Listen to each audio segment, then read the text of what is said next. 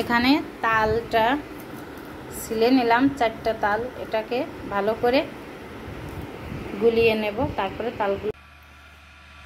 Hello viewers, আসসালামু আলাইকুম। এখানে 4টা তাল নিয়ে গুলায়ে 10 মিনিটের মতো রান্না করে একটু ঘন করে নিয়ে নিছি। এর ভিতরে এখন দিয়ে দেব একটা নারকেল কোরানো, 1 চিমটি লবণ,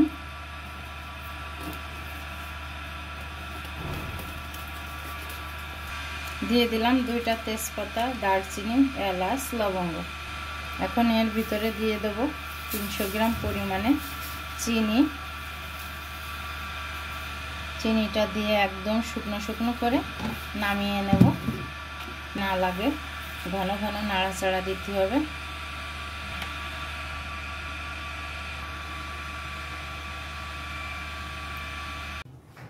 এখানে তালটা আমার সুন্দর করে রান্না করা হয়ে গেছে, একদম শুকনো শুকনো করে। আর এভাবে শুকনো শুকনো করে রান্না করলে কিন্তু লাল করে খেতে অসাধারণ লাগে।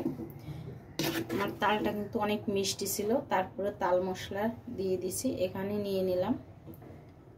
অনেকটা শুকনো হয়ে গেছে। আর এভাবে লাল করে শুকনো শুকনো করে রান্না করলে কিন্তু খেতে দুধ দিয়ে খাওয়া যায়, শুধু খাওয়া যায়, পিঠে বানাই খাওয়া যায়, যেভাবেই খান না কেন খেতে কিন্তু অসাধারণ। আর আমার এই তাল রান্নার রেসিপি যদি ভালো লেগে থাকে লাইক শেয়ার কমেন্ট করবেন। অন্য কোনো রেসিপি নিয়ে আবার হাজির হব। আল্লাহ হাফেজ।